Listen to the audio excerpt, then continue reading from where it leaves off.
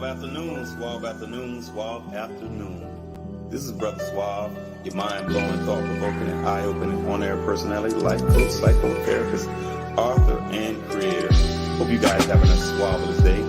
Yeah, and with that, let's commence to pay. Okay, I'm so suavelous, you so suavelous. Together we can fix the trauma that's befalling us. Divine social interactions remains marvelous. Mind-blowing, suavelicious talk, higher consciousness. But think, let not your hearts be troubled, Dr. Brother Suave. Divine light give you double. Greetings, this is Dr. Brother Suave, your mind-blowing, thought-provoking, and eye-opening on-air personality, life coach, psychotherapist, author, and creator, and your divine social therapist and host of Social Therapy with Dr. Brother Suave. Listen, I'm so happy to be back. You know, it's been a couple of weeks, and it's been a challenging couple of weeks. The first time, as you see, some cancellation for the past 2 weeks. My guest 2 weeks ago had a family emergency. Unfortunately, we had to cancel and he couldn't make it. But and then the second week, last week, it was on me. I had a flare up of gout. And if y'all know, gout is not a joke. So, it's serious. Had me in a lot of pain and I couldn't take it. So I had to just deal with it and just get some rest and wait till that medication kick in. But I'm happy. I thank God for allowing me to see another day I've never seen before. Another day to get it right. I'm just so happy to just be back on the air, being able to have mind-blowing, thought-provoking, and eye-opening conversations, dialogues, man. I'm just so happy.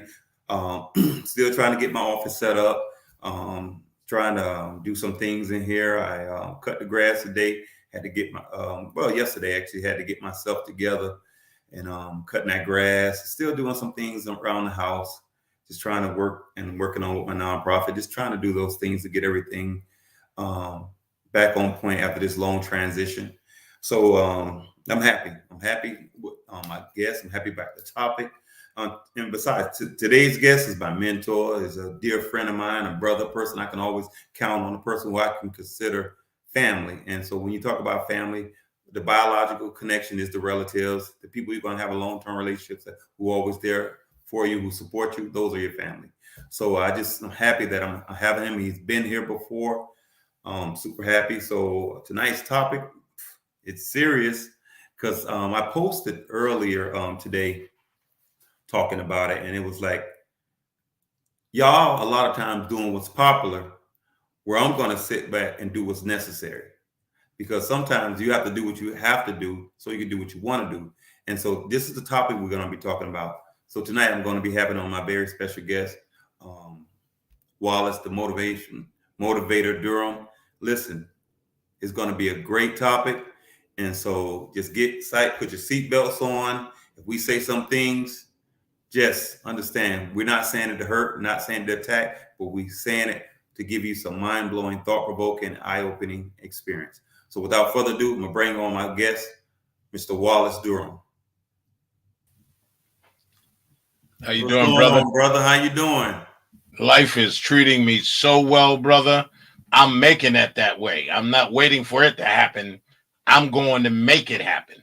Absolutely. That's the mindset. It's like people saying, well, I'm going to try. Listen, I always believe I can. It's easier to say it than I can. So when you sit there and say you're going to make it happen, trust, I believe you will. Well, the T in can't stands for try. So if you take can and then you add a T, that T in can't, turn that T into try, right? Turn it into tenacity, right? Do more than just can't. Try. Exactly. And then make it something that you can always take into your legacy. We're going to get into that topic too. Yes. Hey, so, man, thank you. Thank you for showing up, man, because I know you're going to show up and show out. You're going to say some things that will be mind-blowing, thought-provoking, and will be an eye-opening experience. So tonight, as I mentioned, my topic, y'all do what's popular while I do what's necessary. And so when I say that, I realize how important it is to not always do what's popular, but I need to do what's necessary for me, because I got one heart, one life, one soul, and I'm gonna protect it at all costs. So when it comes to me doing what I gotta do, I made a commitment to myself to protect my health, my wealth, my brand, my space, my energy, and my soul. And what I realized, all that is protecting my life. So I got to do anything that's essential, is important to protect myself. A lot of times, man, people put other people before themselves. They like people pleasers. They do any and everything they can for other people, and they always leave themselves out. Well, if I can, brother, with that knowledge of people pleasing part, and again, people don't know you and I talk offline a lot. Yeah.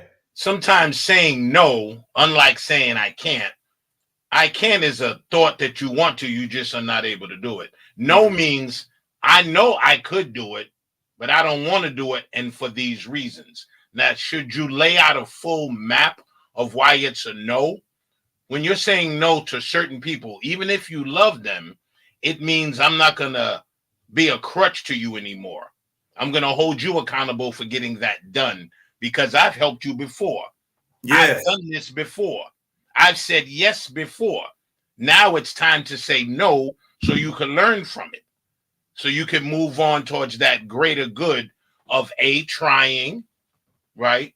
Doing, monitoring what you do. So you can say, I could have always done this. Right. But somebody gave you a crutch. Somebody didn't take the training wheels off the bike. So you were scared to fall. You've been wearing a helmet and now you're 15. Are you serious? So at some point, you got to let a person learn how to fall.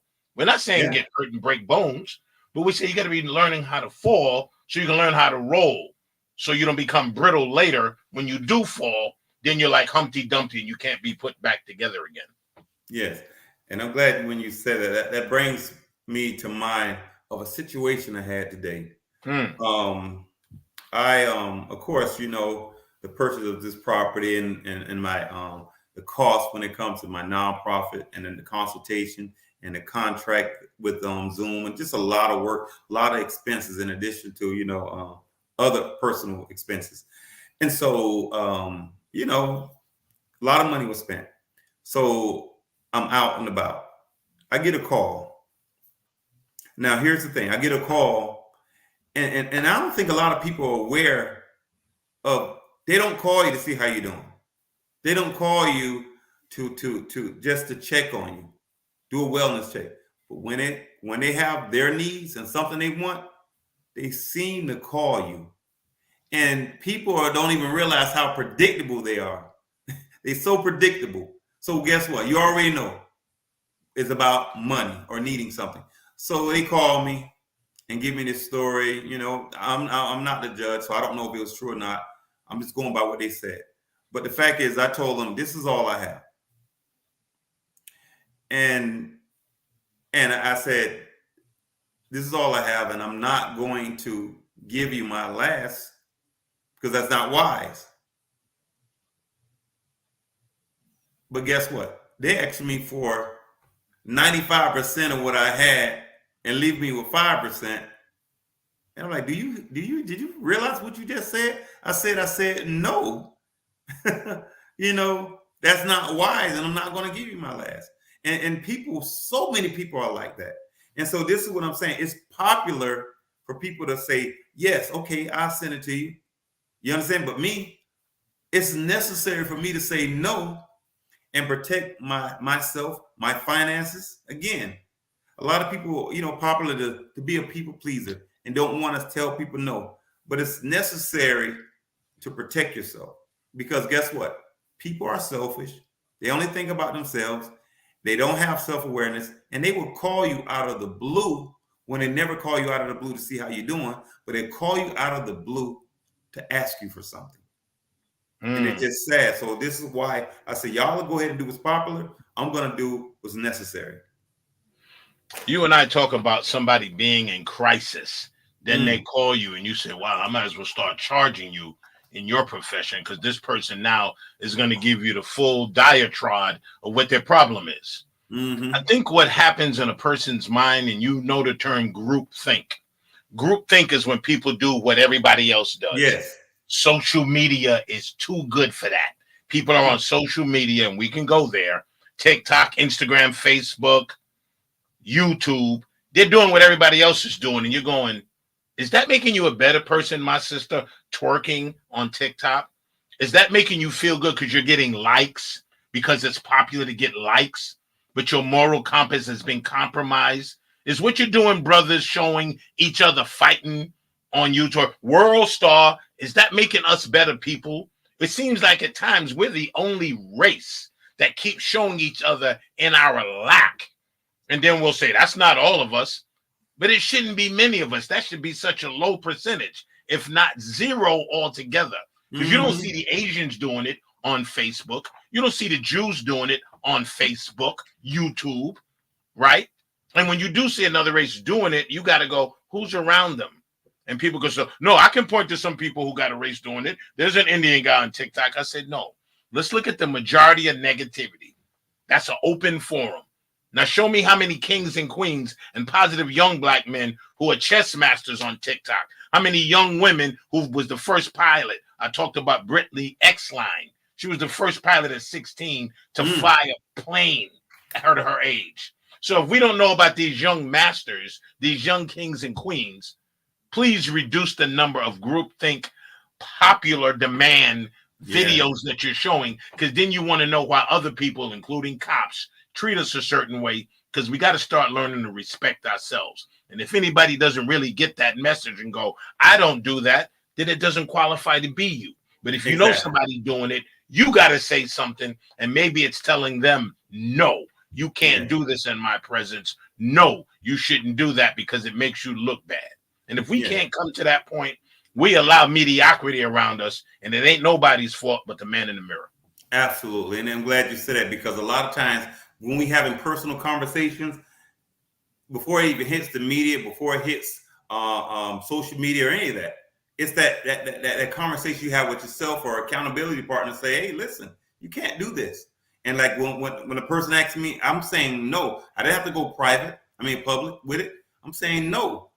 And you have to be able to take that and say, hey, this person is telling me something, giving me some awareness, and maybe I won't do it and won't continue this insanity cycle of doing something over and over, expecting different results. And it's funny that you were saying about the twerking. And the sad thing is, again, it's popular to twerk and be all on TV, but guess what? They're exploiting themselves, and they have no one to blame and say, oh, this is what guys want. No, you are responsible for your actions. And all this attention-seeking behavior is to exploit. You have children, and they look at this, and again, it's so crazy how so many people gravitate to this nonsense.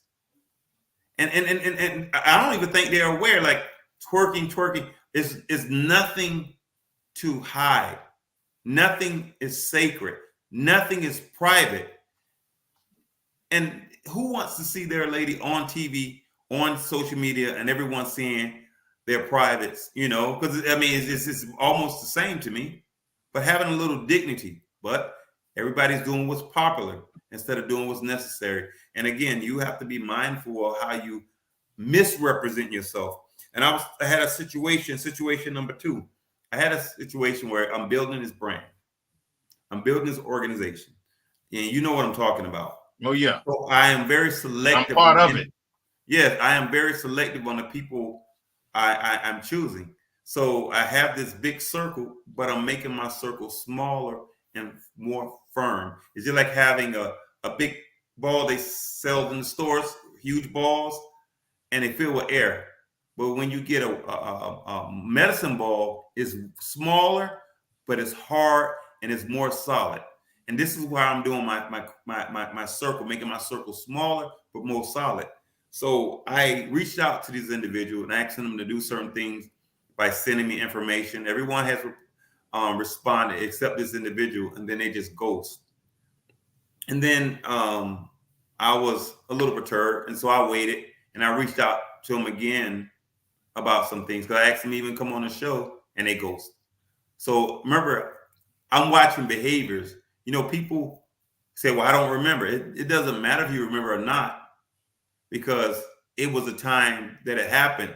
So you may not remember because so much time has elapsed, but I remember the time. Like people say, I may not remember what I said, but I remember how I felt. And I remember how I felt when I'm like, God, they ghost me. So again, I reached out to him again and asked him and explained to him what I was going to do.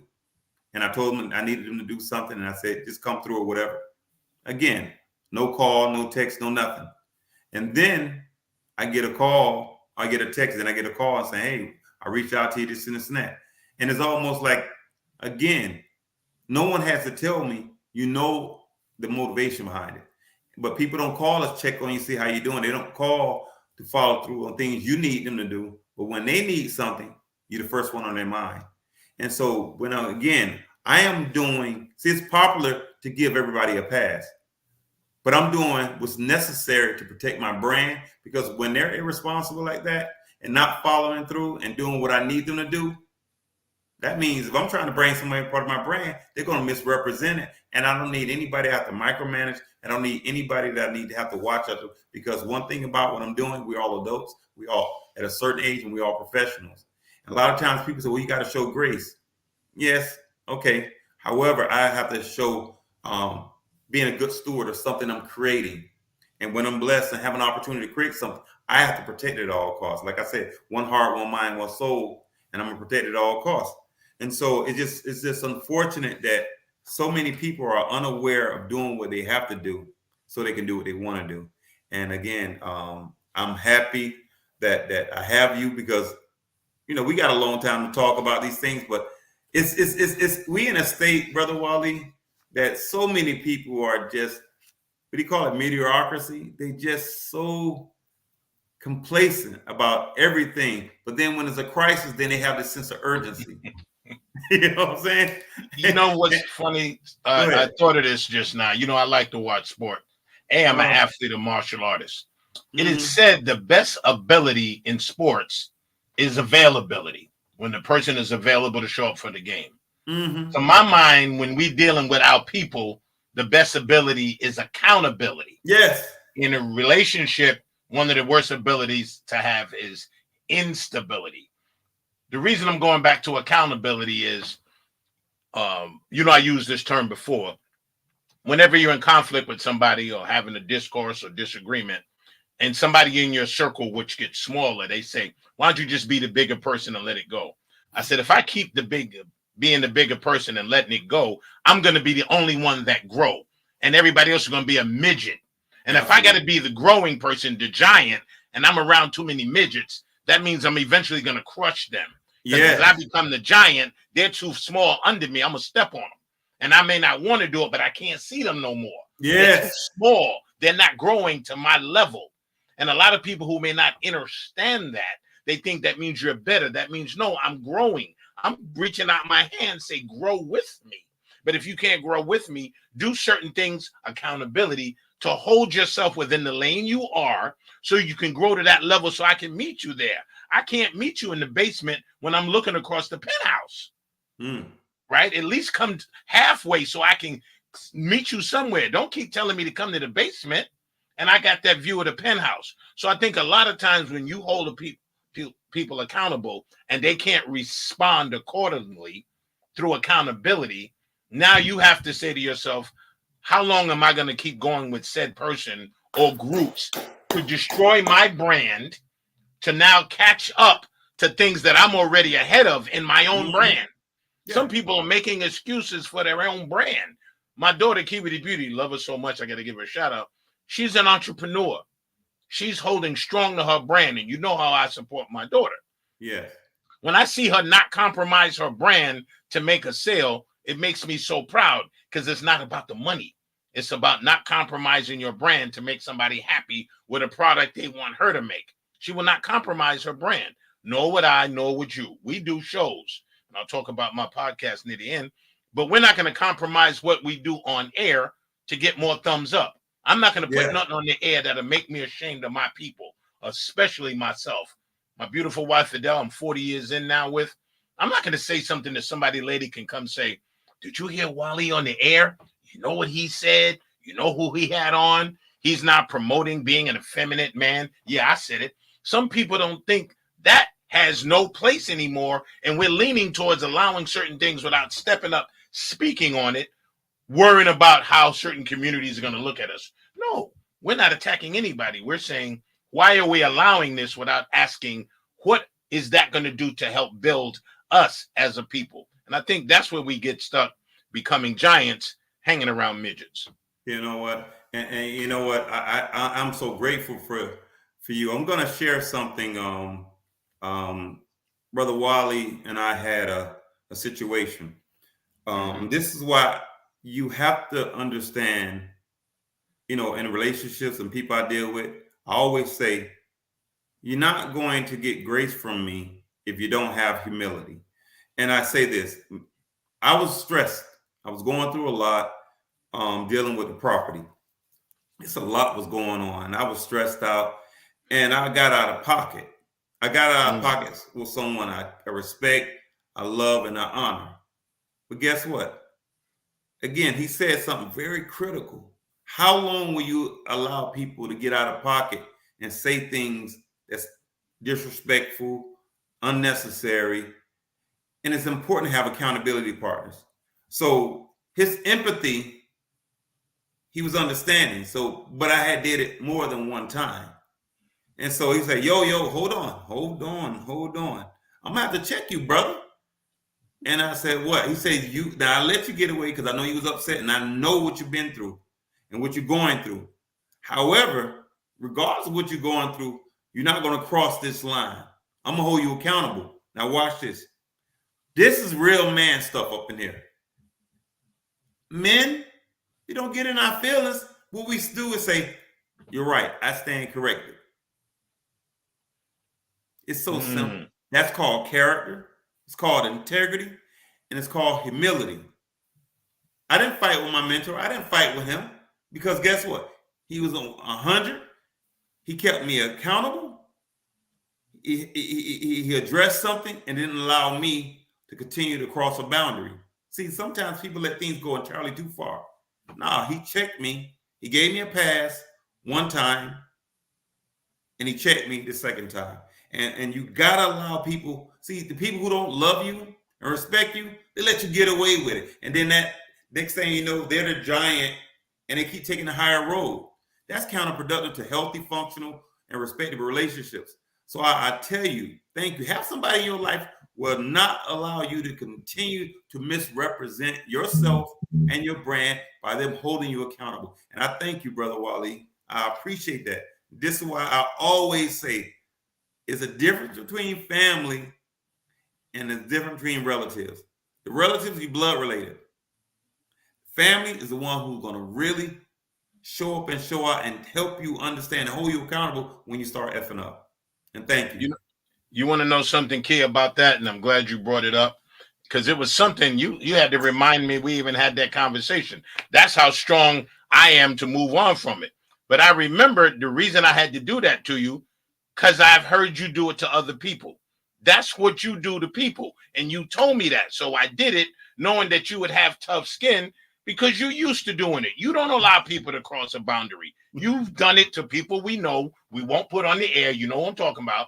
So when you did it to me, I'm like, he probably don't even know he's doing this. So I pumped your brakes. I said, hold on, stop. And then you received it. The good thing about it, we moved on from it that day. This didn't linger. We didn't not talk to each other for 2 weeks and getting our feelings. I said what I said, and you said, you know what, brother, why didn't you let me know I did it the first time? I said the first time really wasn't a situation because I looked at it as, okay, he's going through something. The second time was you were venting, but it went off the tracks.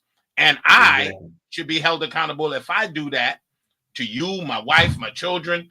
Anytime you can call me Wallace the Motivator Durham, Brother Wally, I still could have faults. What happens, the person who think they know everything wants to be free of fault, wants to think they can fix everything, but you're too a human. And if you bleed red blood, you have a conscious mind and a soul, you should be able to receive when somebody you love and respect tells you, hey, listen, this didn't make me feel right. I got to pull you back in. Check this out. Absolutely. And explain to them what they did. And I thank you, brother, for acknowledging that. And we bringing it to the air for other people not to get caught in their feelings and do other than that. Yeah. And I'm glad you said it because I think sometimes, again, how I am in public is how I am in private. And I'm very consistent with that. And I think sometimes people be like in meeting people, they're fascinated with the idea who they believe I am, but they get all twisted when they deal with the reality who I am. I'm that same person that was from day one all the way to day 365. I'm that same person. So I'm always being mindful of what I'm going to do to protect myself, my brand. And so some of the things I talk about again on tonight's episode is to be mindful to protect my brand because it's necessary to protect my brand, but it's popular to exploit yourself. It's necessary to work hard and do what you need to do to reach your goals, but it's popular to fake it till you make it. It's necessary to think for yourself, but it's popular to be a follower. It's necessary to have mentors in your life, but guess what? It's popular to regurgitate common thoughts. Mm. Because people say the things over and over and over again without even put much thought into it. You know? It's Suave, funny. you remember when you was a child, real quick, remember the Pledge of Allegiance to the flag? When you was a child, you had to go to school. I didn't have to say it. Good. I'm glad you didn't. I remember in 6th grade, I went to a special school for gifted students when, I was 5th and 6th grade. They pulled me out of regular school, put me in a gifted school. I was getting A's across the Bronx and all of that. And I'm not saying that to impress you, but to press upon you, it was putting me on the track towards excelling. So I remember I went to school one day. It's called assembly. In the 60s, it was a time called assembly. So you'd have to assemble and wear a white shirt on that day. Okay. Something in my spirit, this was probably 1969, 1970, beginning, I was like going to the 6th grade, right? Mm-hmm. So I went to school and I had on, I think, a cream colored shirt or yellow. It wasn't white. And the teachers told me, well, Wallace, we got assembly today. You don't have a white shirt. And the last time, I don't think you stood for the Pledge of Allegiance or something they said. And I was like, what? I think the rebel in me was being developed then. They told me to go home and put on another shirt. Now, mind you, I live way across town in the Bronx. I got on that bus and I remember my aunt was home, but my mom wasn't. She said, what are you doing home? I said, they want me to put on a white shirt. She said, and you going to go all the way back to school? I said, well, they said I have to wear it. She goes, stay your butt home. She told me, don't capitulate. Don't give in. So that day I didn't go to school. I went to school the next day. My mother gave the teacher a note. I did not allow Wallace to go back to school to get a white shirt to attend assembly. It was already 11 o'clock in the morning. I'm paraphrasing now. But that was the development of the rebel in me. The fact that I was thinking about doing it, but when my aunt said, no, you ain't doing that. Because she happened to be at my mother's house. She didn't live there. She was over there. Mm-hmm. So when she saw me do that, she said, no, you staying right here. And I thank her for that. She's an ancestor now. But it brings me to that point. We got to learn at some point in our lives, be mindful of the things we may have started young to make you bend when you get older. That instance right now, I just thought of it when you said that. It helped me recognize from a young age, I started to realize I was different. And I couldn't just follow the crowd, group think, do what everybody else do what's popular.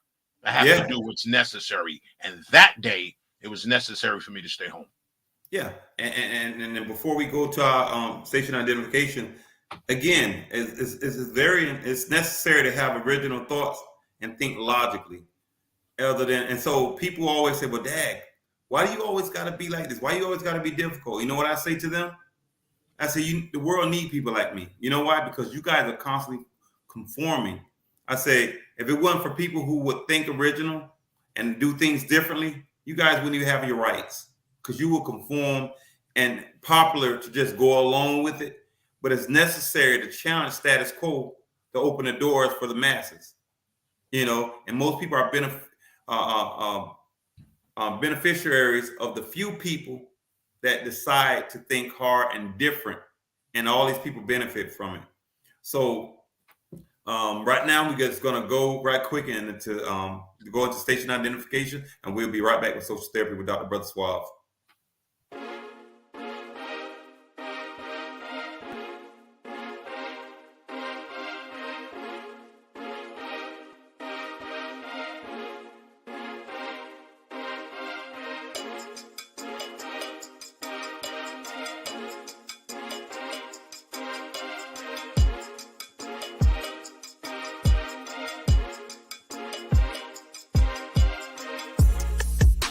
Shows like this are made possible by Neighborhood Planet Broadcasting Systems, Neighborhood Planet Network, iBlisters Digital Media Creative, and from contributions to NPN TV from viewers like you.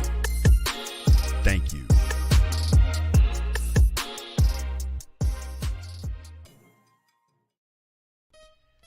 Tune in and stream live now. Social Therapy with Dr. Brother Suave, the podcast, is now being broadcast on NPN Voice. NPN Voice can be found on Apple Podcast, Google Podcast, Spotify, SoundCloud, and now on Audible and Amazon Music, and anywhere you listen to your favorite podcast. Social Therapy with Dr. Brother Suave, the podcast, now on NPN Voice. NPN Voice. Got voice. You heard?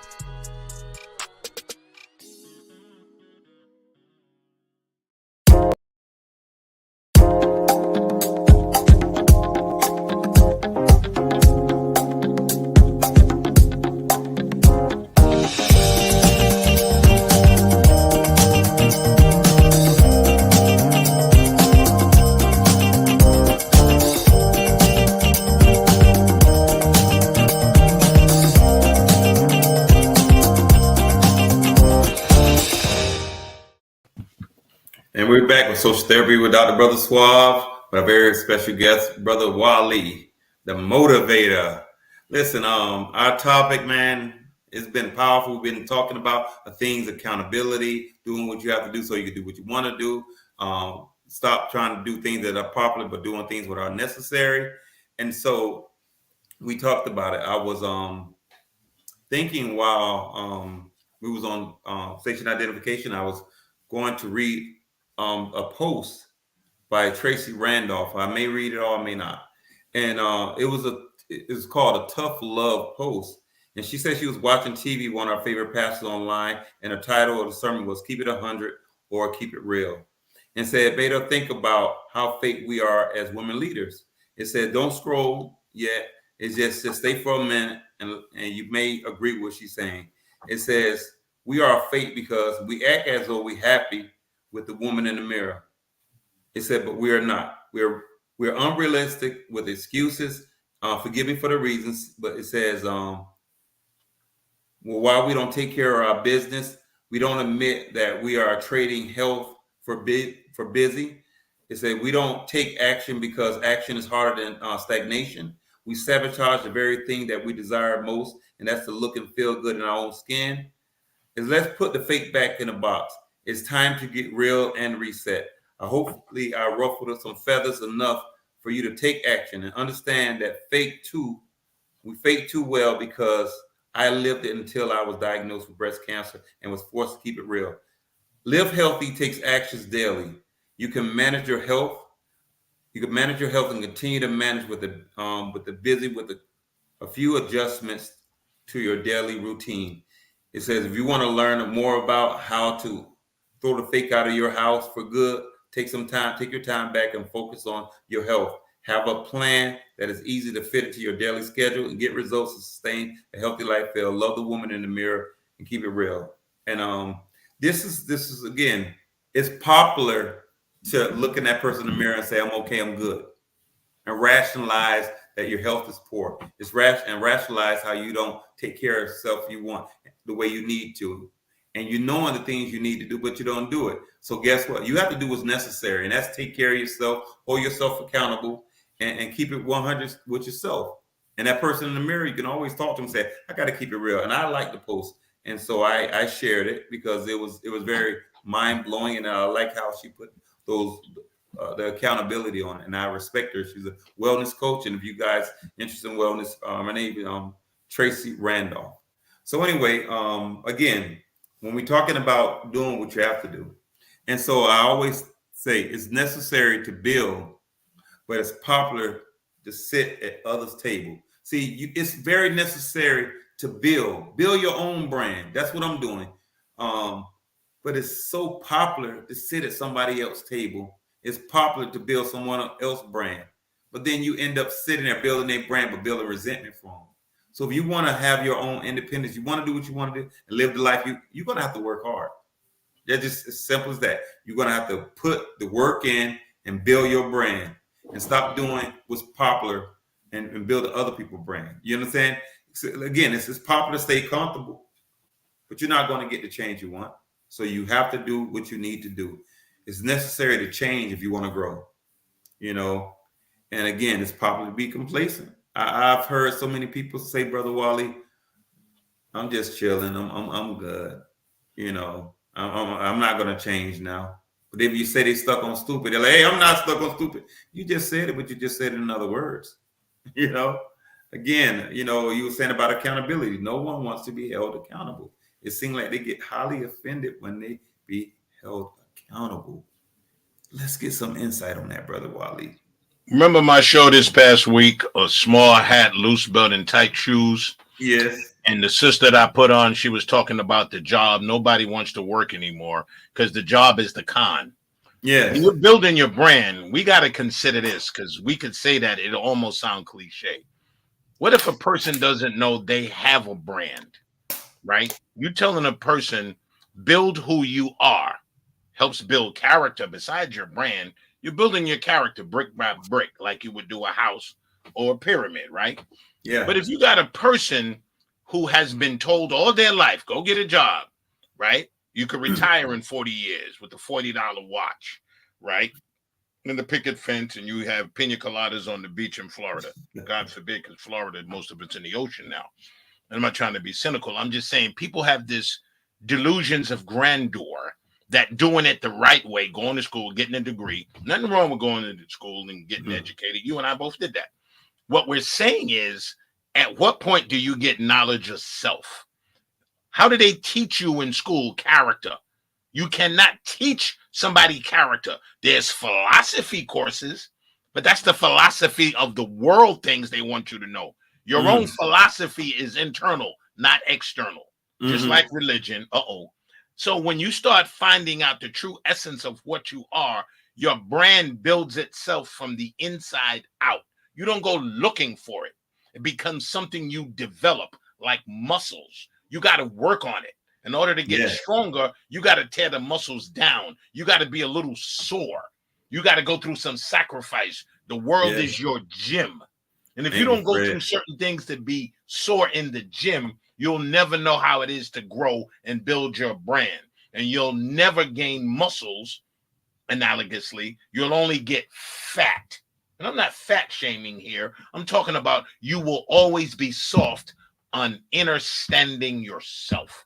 And I would hope somebody tonight who's listening about doing what's popular, a job, and doing what's necessary. How do you fire yourself, Dr. Brother Suave? That's not a rhetorical question. I'm really asking you directly. How do you, once you build your brand, how would you fire yourself from Dr. Suave's brand? You ever thought about how you would do that? Well, it's not something that I even consider, but for people who do consider, I mean, they quit. They just gave up on themselves. So that's the only way I can see. But for me, see, I understood this was going to be a long journey. So I didn't think about instant success. I knew I was successful because I did what I wanted to do and pursuing it. That was the success. And then there's other levels because a lot of times people don't pursue it. You know, it's like, you know, when I do one of my things saying potential without initiative, a number of conversation with yourself and others and doing absolutely nothing. See, I said it, I had the potential, and I did something about it. You understand? And I continued every year of my life. I'm constantly going at higher levels. It's not like something where it was like, bam, it's progressive. It's not about perfection, but it's about progress. So I'm constantly achieving, constantly. You know, anybody know me is never going to say that dude was at that same level he was last year. Is that same level he was last decade, a decade before that. I'm constantly achieving because I'm never going to give up on my goals, my dreams, you know, and I'm going to not quit on myself. You know, You see that sign you got behind you that says Dr. Brother Suave? I think I've moved you maybe 2 or 3 times, I think, while you was moving. I've always remembered that sign went with you, that logo, right? That looks just like you. It's your likeness. But it wasn't because of the sign. It was because you carried that without the sign, the Dr. Brother Suave brand, right? And I'm saying that when people say, hey, Waleed, how you still doing radio? I said, I do radio even when I'm not on the air. I don't want you to think radio is this thing I do. I live this life. This is who I am. I don't want that to be a character. It's not my avatar. Some people have an avatar, a persona they put on, like wrestlers, and you know about that a little bit. People have to get into character. Yeah, they get into character. I tell people, when you see me off air, tell me when I change, when I switch up on you. You should be worried about me. If I switch up on you and I act totally different when you see me, then you got to go, hey, man, what are you changing up? I go, what are you talking about? Then you should be able to call me on it, because something I said before, the way you know me, has now changed. And I need to be checked on that, because now I'm ruining my brand because I'm compromising maybe for some money, right? Maybe somebody offered me something, maybe to cut some people off to be with these people. Am I switching up because I want to be accepted? No, I can't do that. And I think a lot of times people fire themselves. When you don't get fired up, you get pushed down. You get silenced. My show, without giving it away too much on the air, Sunday is called The Screaming Mute. I'm really going to get into that.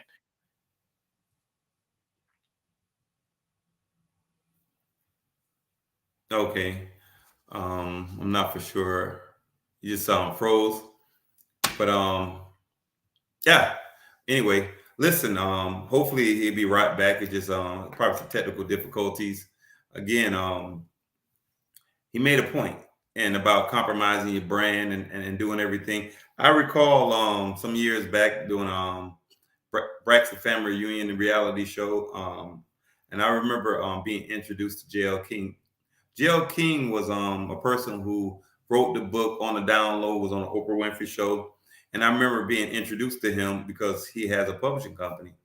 And times for me during that recession time was very hard. I mean, I was losing everything. Things were just real hard. I was just going through a lot financially. In fact, millions of Americans was going through a lot. And I remember writing a book. I made a lot of money from it. I did well. However, again, that money it dried up. And I remember he said, well, I can rebrand your book, repackage it, and you can do some things. He said, listen, here's my card. I'm going to call you tomorrow exactly 8:00. But tomorrow and throughout from the day tomorrow, look at my website, look at everything, and tell me what you think. Move forward. I watched it. I looked at it, and I'm like, wow, this man does some great things. However, what I was working on and the brand that I was trying to establish was dealing with heterosexual relationships and things, because again, I had nothing against the LGBT community, but what I was focused on was heterosexual relationships. I had taught human sexuality at St. Thomas University. So again, I mean, I don't have any issues, and I'm not going to sit there and give this my best friend was gay. No, I'm not going through that. But my point was, all his authors were gay males and a few females. So what I did was I didn't compromise my brand for money. And some people say, man, forget that. Well, again, I don't do everything for money. I'm not so driven for money that I compromise things that I want in life. And I see a lot of times people do that. And I say this to say that, yeah, he could have repackaged my book and it probably would have changed my life financially. But then I have to understand my value system, my moral compass, and what I say I want to do. And so it was necessary for me to do what I had to do to protect my brand at all costs. Same thing when I say one heart, one life, one soul, protect at all costs. Yes, you can do things for money and compromise, but that's something that I suggest that I will never fire myself by giving up on my brand and deviating from it. So I want to thank Brother Wally for bringing that up, because again, you have to sometimes not be on such a money chase, that you do anything to compromise your value system. And I see that's what's happening on social media now. All these people are doing everything they can, embarrassing themselves. And they may think it's funny now, but like I always say, one of the most painful experiences in life is pain and regret. I do believe in my heart when these people get older and mature and get their head out there, they're going to look back and say, man, why did I do that? And I didn't even benefit monetarily. And here I am twerking and embarrassing myself and being half naked is never going to go away. What was I thinking? So that was my spill on responding to Brother Wally when he talked about compromising your value systems. Got a question. It's really rhetorical, but I want the audience to think about this. I'm sure everybody's been to the beach at some point in their life, or if they haven't, please go to the beach. I want you to show me the 80-year-old man or the 85-year-old woman with ink, with tattoos all over their body, and tell me how that looks. What it is, it's pretty embarrassing because a lot of people got ink now. That seems to be the popular thing if we want to stay on topic. So I see people with long ink on their arm, over here, across their stomach, on their back, on their legs. Now, probably the oldest person I've seen with ink of any length of ink is probably 50 years old. That person happened to be in shape. They was at the gym. I'm always thinking about the person when they get 85 years old, they're still alive, they go to the beach. If your skin ain't together, all that ink's gonna sag. You're gonna look pretty bad. I'm using ink for this reason. Ink is more permanent than pencil. Pencil you can erase, right? That's where they get erasers on it. Take ink now and substitute that with character. Substitute that with moral fortitude. Substitute that with your core values and principles. If you don't have that and you go into your older life without it, you're going to sag. It's going to be noticeable, right? So I'm using ink in this case to say, stamp something on your life that's going to be worth standing up to the life. Not like ink on your body, but how about the permanency inside of you, not outside, because I call it peacock syndrome. You're a peacock when you got so much ink and you want people to see you. Yeah, I got ink. What's inside that they could see outside without it having to be shown on the brand? Your brand should be what they say, character is something you do when nobody's looking. Yeah. Right? Absolutely. So when you by yourself, would you do the right thing? Right? Mm-hmm. So I think what you said, and I caught a little bit of it, technology took me out for a minute. I think we was getting too powerful. But when I heard you say something about not compromising for the effeminate or homosexual male, and I think a lot of people look at that as an attack on the LGBTQ, the alphabet boys and girls. What we're really saying is you guys have your place. Everybody has their place. Gang members have their place, right? People who have sexual confusion have their place. People who are thieves have their place. Gang members have their place.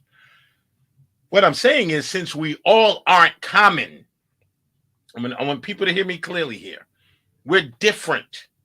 But in our differences, we got to understand that not everybody's going to respect your difference. So when you push your difference on somebody, you're telling them, here's my ink, here's my peacock. Accept me how I look. Going back to what we said about TikTok, twerking, and all of that.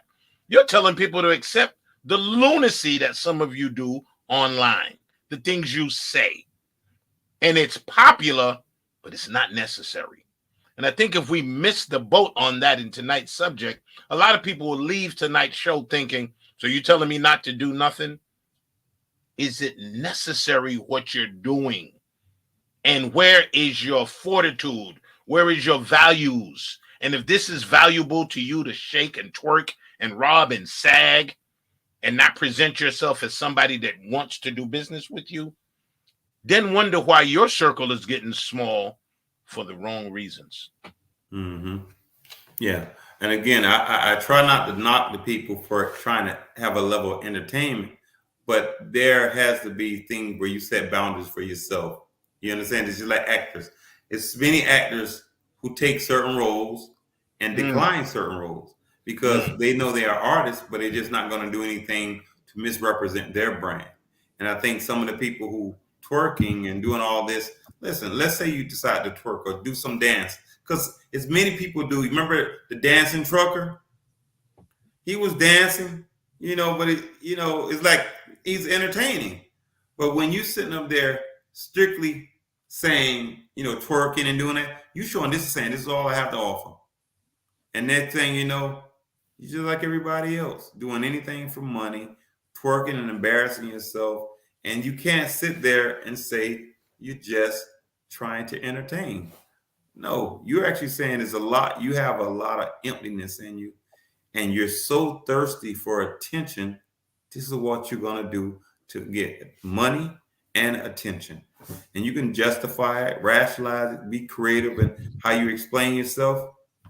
But at the end of the day, when you finally get your head out your butt and you get older, and then you're going to sit there and say, this is what y'all want. You guys always try. No. Nobody made you do that. No one made you do that, because there's always that victim mentality to say, oh, this is what you guys want. No, nobody asked you to do that. You don't have to do that. You have other ways. Again, I could have made money after having J.L. King reboot my book, but then I wouldn't be doing what I do, because right now it's only because I would have compromised myself, and I would have been sucked in that thing of doing things for money. And who to say? So what I do is I wasn't going to compromise myself for that money.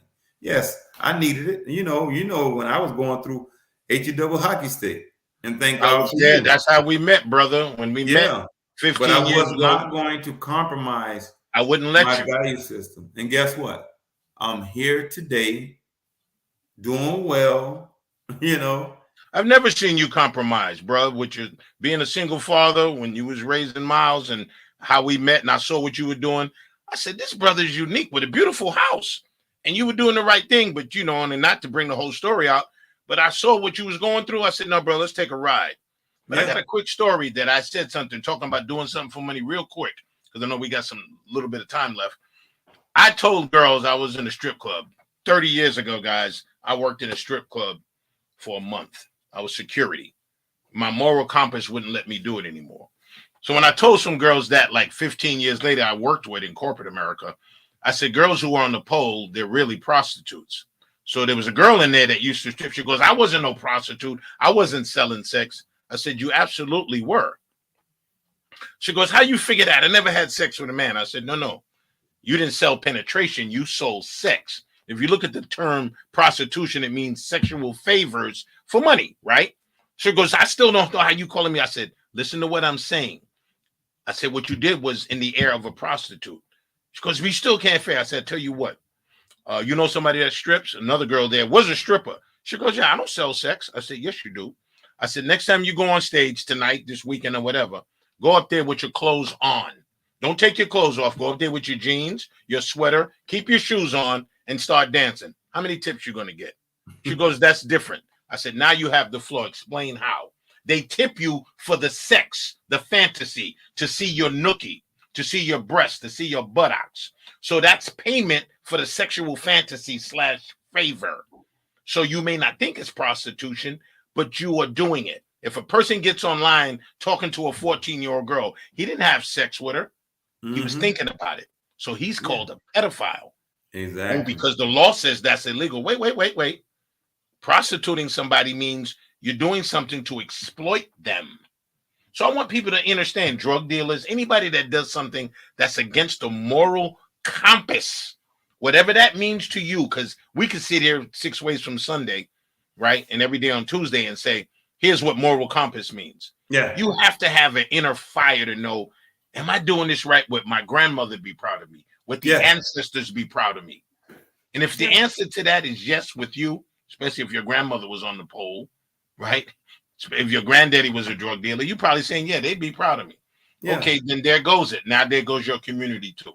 So if we can look back and see what's happening in our community, Dr. Brother Suave, maybe we could say, how many times are we going to keep blaming the system for something we created ourselves? Yeah, the same thing what we're doing now, you and I. We're trying to give content that's going to empower people. We're trying to give content that's going to educate people. We're trying to give content that's also entertaining, but we also trying to give content that's enlightening. So when we go back 20, 30 years, we can look back and say, man, I was just trying to do something to change the lives of people one by one. I don't have to look at something and say, I was embarrassed. Well, why did I do that? Because again, they may not want to admit it, but when they think, they're going like, why did I do that? You know, and they're gonna, and then when they get older, they're gonna sit there and say, dang, that was silly of me. But you know, right now, again, it's popular. You understand? Everything we're seeing, people are is popular. Like it was a lady doing a video with her baby. That's sacred. That's private. Why is she showing somebody breast milk? You know, and showing all her parts because it's popular to exploit yourself. You understand? Doing anything and everything for likes and money. And then watch when she get older. It could be 5 years from now. It could be 2 years. She's gonna look back on that and say, "What was I thinking? What was I thinking? Right. What was I thinking?" So, Brother Wally, I want you to just give a spill about how people can get in contact with you when you're doing your podcast, and just tell them a little about yourself and the service that you offer and upcoming events, books, or projects. All right. For those who've asked about my book, A Sun Rises in the East, I have the digital part that I'm trying to put in the book. I didn't start putting it on ebooks yet. It's my autobiography of my life growing up to age 5 in Georgia, back to the Bronx, back in Georgia. Sun Rises in the East. I want to have that in production by the beginning of the year in book form. You could reach me at Wally's Wisdom Podcast on Facebook. That's Wally's Wisdom, WKYT Podcast on Facebook, or Wallace Durham. WKYT stands for Wally Keeps You Thinking. And that's what my podcast is geared for. Again, this weekend, my show, which I usually broadcast about between 5 and 7 on Sundays, I may go back to Facebook Live, but it wasn't doing me a lot because they were cutting my music. But I usually post it around 7 o'clock. The Screaming Mute. You want to tune into that. You can reach me at 307 WALI@gmail.com to book me for motivational speaking, book writing, poetry, spoken word, martial art training with 4 or more people. I do these things, community activisms and the like, right? Those who know me personally, you could inbox me. Those that don't, inbox me, and then you can leave me a number how to contact you. I'll get back in touch with you. We can discuss fees at that time. I don't start giving out my fees now because people start, there's sometimes I do things as an honorarium. So it's not always about trying to bleed somebody out of pocket. You know, Dr. Brother Suave, I can come on your show anytime. I want you to be back on mine pretty soon too. Thankful to be with my wife 40 years. This past October 2nd, we celebrated it, and we live in harmony. My beautiful wife, Adele, and I, we're a staple and a testament to people to keep persevering. There's nothing any new woman can do for me approaching my mid-60s. Next year, I'll be 65. There's nothing they can do for me that I'm going to be willing to sacrifice this beautiful woman for. I would hope, as being a relationship griot, I can help some people if they have discussions like you, Dr. Brother Suave, your relationship person. I would love to do a show with you where we can talk to people pro and con about being married or divorced or in the middle. And maybe we can discuss some things, even with women calling in, where we could say maybe what you think isn't always true to what it is. So that's how people can reach me. I'm looking forward to more shows like this. Anybody else that may have missed anything I've said, if you reach out to Dr. Brother Suave, he knows how to get in touch with me, and we'll make sure I can get in touch with you. Thank you again, brother. I love doing shows like this. It's my honor, my pleasure, and great minds always think alike. Yes, yes.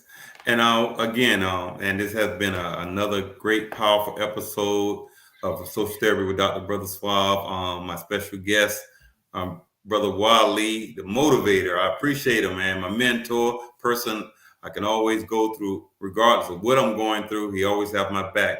And again, it's always wise to have a mentor. It's always wise to have an accountability partner. It's always wise to have someone that you can trust because you respect and love them. So just remember, as I always say, great minds reach great places. I love you. I mean it. Bye-bye. One love, brother.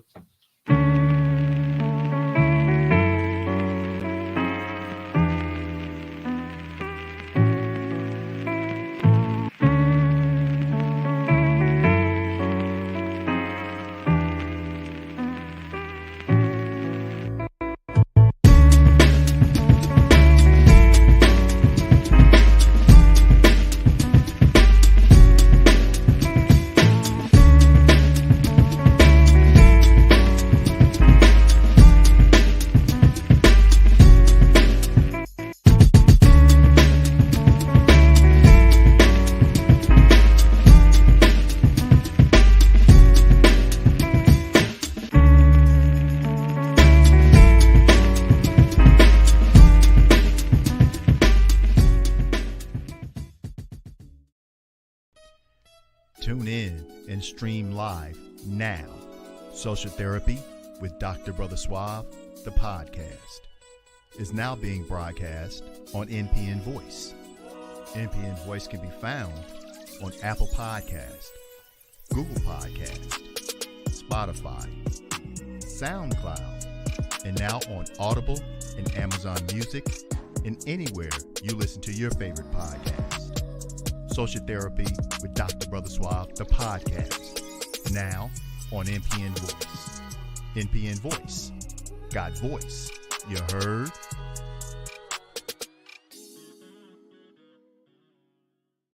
Programs like this are made possible by Neighborhood Planet Broadcasting Systems, Neighborhood Planet Network, iBlister Digital Media Creative, and from contributions to NPN TV from viewers like you.